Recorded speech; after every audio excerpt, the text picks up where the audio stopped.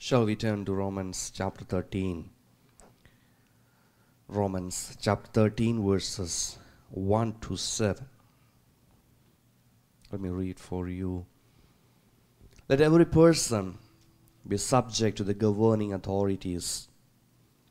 For there is no authority except from God, and those authorities that exist have been instituted by God. Therefore, whoever resists authority resists what God has appointed, and those who resist will incur judgment. For rulers are not a terror to good conduct, but to bad. Do you wish to have no fear of the authority? Then do what is good, and you will receive its approval. For it is God's servant for your good.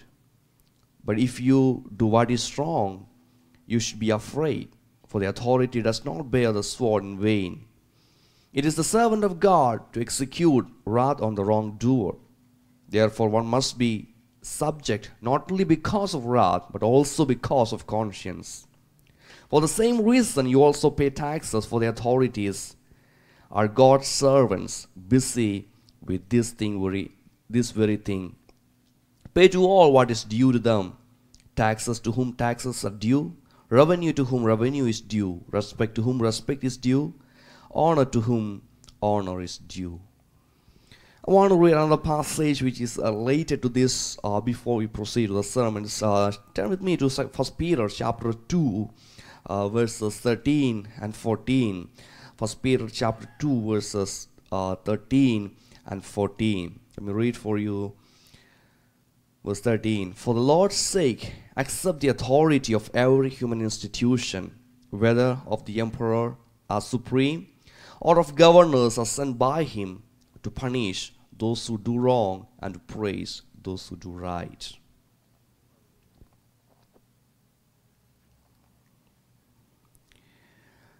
A government surveyor brought his surveying equipments to a farm to do some work for the state. He knocked the door of the farmhouse and asked the farmer the permission to go into one of his fields to take some readings. The farmer had no hospitality towards the state or county officials, so he refused permission to this man to go into his field. He thought the government is going to take over some of his property, and therefore he said, I will not permit you to go into my land. This official, he produced an official document which authorized him to survey. He said, I have the authority to go to any field in the entire country to do my work. Faced with the authority, this man at last permitted this guy to go into his field and start working. While this man went to the field, the farmer went to the other extent of his field and opened another gate through which came a fiercest bull, one of the fiercest bull, which was in real good charge. Seeing the bull, the surveyor, he dropped his equipment and he started running, and this farmer was shouting to him like this, show him that paper, show him that authority. A funny story, which I'm telling you not to practice that, but to consider our attitude towards government. I wonder many a time we have this attitude like this farmer towards the ones in authority. Today morning, the question before us is how we approach the secular authorities, or what is our attitude towards secular authorities. Isn't it true that in everything, from driving in a stipulated speed limit to paying our taxes, our sinful nature resists government's control and claim on us. In Romans chapter 13, the Apostle Paul, and in 1 Peter chapter 2, the Apostle Peter, both of them calls for a different attitude and a different approach that is to be followed by a child of God. I want to highlight three things from this passage. Firstly, the aspect of submission. The apostle says you need to submit to the authorities. Submit is a word that means to place oneself under. It is a military term where everyone in the military are under a general. In a military, they train and train and train so that when an order is given by the general, the troops how to accomplish it without any confusion, without any chaos. Whenever the general gives an order, it has to be accepted by the subordinates. They have to do it. They have to move forward. And when a command is given, the private cannot think that this is not a right decision, and he cannot take a nap at that time when he is supposed to do certain things. If he is doing that, he has to face the consequences, and the others also has to face the challenges. This passage teaches us that kind of a submission to an authority as that of a general. A submission that is really needed in a military. The apostle says, submit to the governing authorities. Remember the time when Paul was writing this epistle. The emperor there was Nero. If you look at the date of composition of this epistle, it's very clear that the apostle Paul wrote this epistle in the initial years of this emperor Nero. Historical records prove that Nero was a gentleman when he started his regime. He introduced a good legal system. Some historians even wrote like this: he was incapable of learning cruelty. It was in such a nice time that the apostle wrote this epistle, and he says you need to be submissive. Apostle Paul was not aware of the wicked, corrupted authorities that are going to be in power.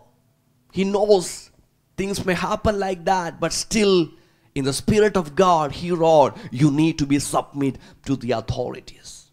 Now turn to the other passage that we read from 1 Peter. It was a time when Nero's regime was towards the end that the apostle Peter wrote that passage. At that time Nero's nature totally got changed. He was really rude in his nature.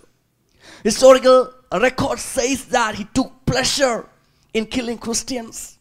He did burn Christians as torches to light up his garden parties. Colosseums were filled with 50,000 or more to watch Christians being murdered. Nero even blamed Christians for the tragic fire that destroyed Rome. It was in such a crucial moment that the apostle Peter wrote in 1 Peter, you need to be submissive to the authorities. Bible teaches us to be submissive. The reason is that no authority is independent of God. Romans 13:1 and 2 says, every authority is God ordained. 3 times in first two verses, Paul states the fact that God had established all governmental authorities. If you look to the history of the world or history of Israelites, we can see how God worked in the minds of the rulers. When they were in the land of Egypt, God worked in the mind of Pharaoh, and he pulled the strings and led these people out of his control. When the people of God, Israelites, were living away from the principles and commandments that God has given them, he used the Assyrians to destroy Israel's 10 tribes, the northern tribes of Israel. Later he used Nebuchadnezzar, the Babylonian emperor, to lead the people to captivity. And when they have repented, he allowed the king of Medes and the Persians to help them to come back and settle down in their promised land. Not only in the Old Testament, in the New Testament also we see God in control of the authorities.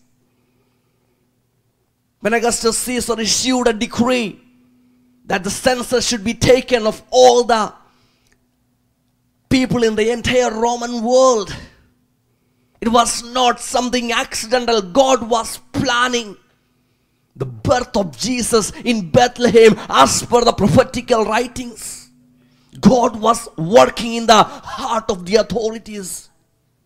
And therefore it says every authority is God ordained. When Jesus was in the trial before Pontius Pilate, Pilate was telling Jesus, don't you realize that I have power either to free you or crucify you? In John chapter 19:11 we say the response of Jesus.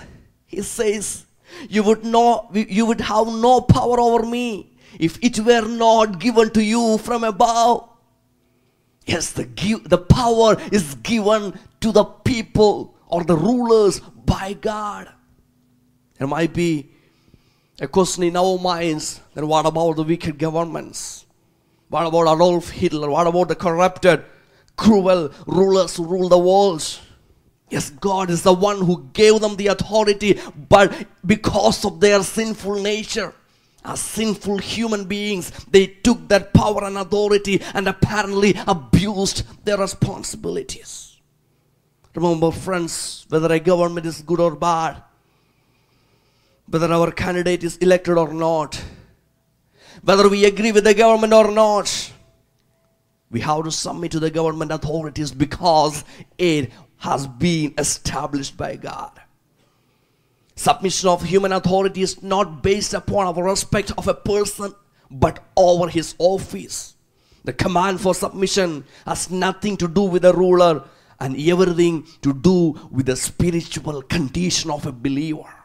Resisting or rebelling against the authority is equal to rebelling against God. Understand this, God defends authority as authority. Submission to government is an expression of submission to God. See, the other side, there are certain times when we cannot be submissive to government. For instance, in Acts chapter 4, the Jews were asking the apostles not to preach the gospel, and they replied, judge for yourselves whether it is right in God's sight to obey you rather than God. Yes, authorities are to be respected and we are supposed to be submissive to them as long as their rules are not contradicting with the laws of the scriptures.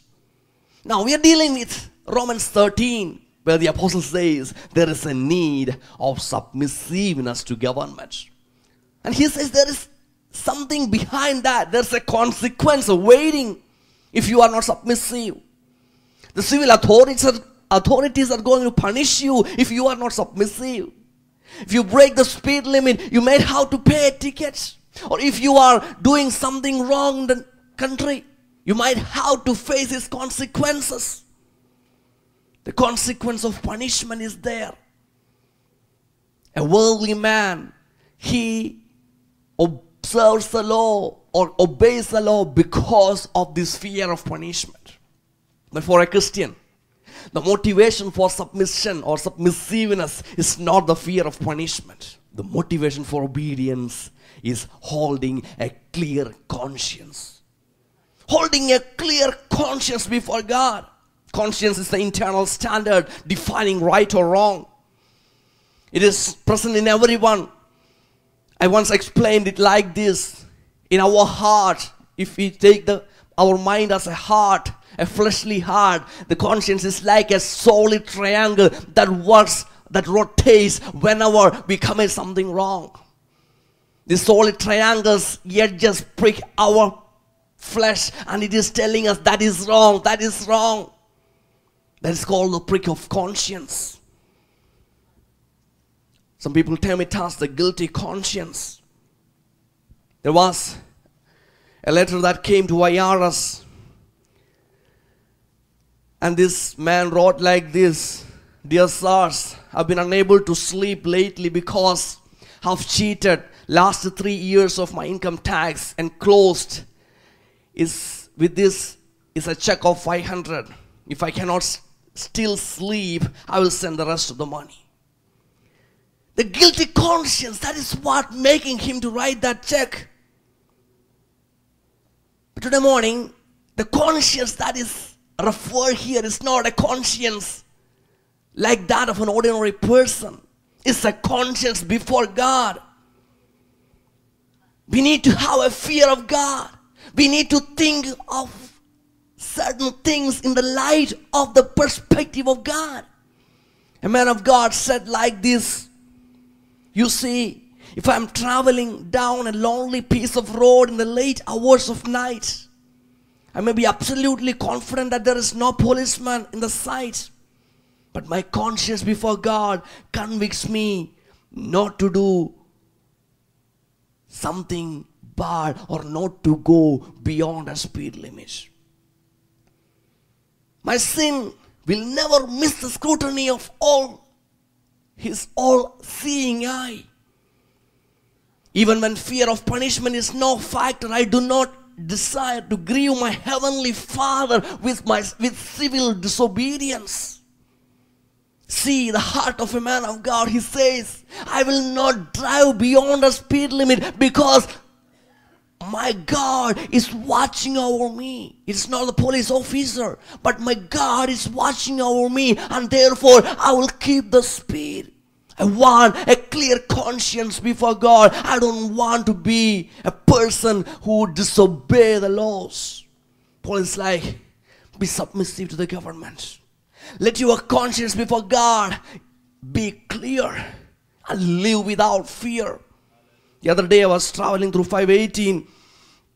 A police officer was just, I don't know he was chasing or not. He was just behind me for a long time. I was keeping my speed. I am pretty sure about my stickers and insurance. Everything is right. After 1 or 2 miles, I heard a honking. And I looked through the mirror and I saw him blinking the lights, and he is just, I kind of felt, okay, he's going to give me a ticket. But I'm pretty sure there is nothing wrong in my part. And I said, okay, let me see what he's going to say. I slowly take to the side, and immediately he just left the place and he chased somebody else. He went after some other call. I don't have to fear as long as everything is perfect with me. That's what the apostle says. You need to live a life without fear. Because if you are submissive to the government, then only you can live a life without fear. If you are obedient to the authorities, then only you can live a life without fear. The first aspect the apostle says is being submissive. The second aspect that we see here is support. Now in verse 6, we see something interesting. Paul says, the authorities are God's servants. Government officials are appointed by God. They are God's ministers. That's what he refers there. That's what he termed them. They are the ministers of God. Therefore, they are to be supported. Therefore, they are to be supported. How can we support the ministers in government? We can support by paying the tax. That's what he says in the next of the rest of the verses. Verse 6 says, as a support to the government, you need to pay the tax. Has been a debate in the minds of many people, the usage of tax money by governments. Many people are like, I don't believe in spending money on foreign aid. Many are like, I don't believe in spending money on military. Many are like, the government tax money is going for abortion, all these kinds of things. And you know, when Paul was writing this passage, the tax money was going for the luxurious life of the emperors. It was going for the construction of the temples that are devoted to pagan gods. It was a time of slavery, dictatorship, and religious persecutions. Pastor says, it doesn't matter how it goes or not. It doesn't matter how it goes. You have to do your part. Support the authorities, pay your tax. God has given you the privilege to support the government, and He didn't give us the authority to make the decision not to support them. The third thing that we see there is settlements. Continuing with what he said in the previous verse, we see the apostle saying, verse 7, pay to all what is due to them. Taxes to whom taxes are due, revenue to whom revenue is due, respect to whom respect is due, honor to whom honor is due. We see the story of Jesus encountering some questions from some people who want to trap him. Mark 12, we see them asking, is it right to pay tax to Caesar? Jesus answering them, render to Caesar the things that are Caesar's, and to God things that are of God. Yes, give whatever is due to them. Moreover, give honor to the people who deserve it.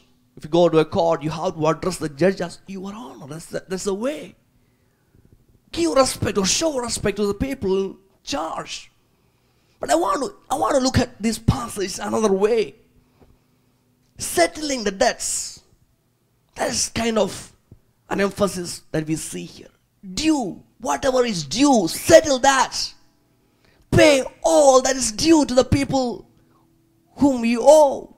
Give back to the authorities whatever they owe. Clear the debts with those authorities by paying the taxes which are unpaid. Settling the account. I remember an instance in my life when I was in the 10th grade. My exams are almost near. I went to the office to get the hall ticket, and they said they cannot give me the hall ticket unless I have to pay a certain amount. I said, for what? They said, I have been traveling the school bus last 3 months and I didn't give the payment. Then I said, I was not traveling all through the 3 months. I traveled only 1 or 2 times. I had some other alternative arrangements. And they said, you didn't report it to us. You have to pay the amount. Then only you can get the hall tickets. You have to settle the account first. Then only you are able to move forward. I was thinking in this way.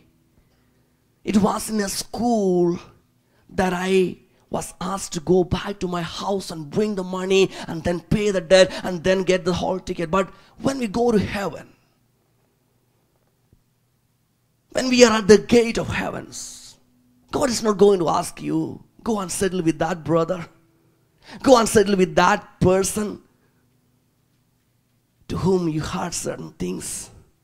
He's not going to send us back to settle certain issues, to settle certain due. There is no such option. We never know when we die.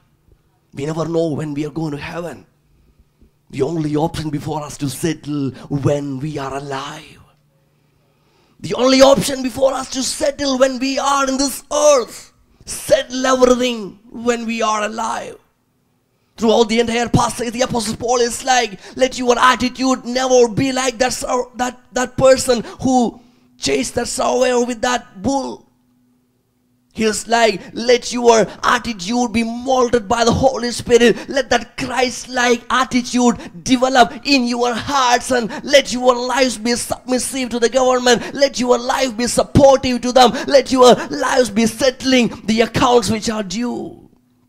I want to conclude this with a thought. There were 3 major institutions that has been ordained by God in this world: the family, the church, and the government. The passage that we dealt is the passage that deals with government. 3 things: submission, supportiveness, and settlement. These 3 lessons are valuable in the other 2 institutions as well. In a family, there should be submission. God has designed the husbands as the head of the family. The wife has to be submissive to him. The children are to be submissive to the parents. That makes a happy home. In a family, the members have to support the head of the family. And in family, we have to support each other as well. The aspect of support is important there. In a family, the aspect of settlement is also important. The due respect is given to the right person. The due respect should be given by the children to the parents. The due love should flow from the parents to the children. There are chances for disruptions, but still those things are to be settled. The other institution is church. In the church, the aspect of submission is important. Biblically speaking, the authority in church is the pastors and the leaders who leads the church. They are the ones who watches over the souls. They are the ones who love, encourage, and discipline the members. And the members have to be submissiveness, how to maintain submissiveness towards them. Someone may not agree with certain decisions. Still, there is no option for a rebelliousness. The biblical pattern is submissiveness.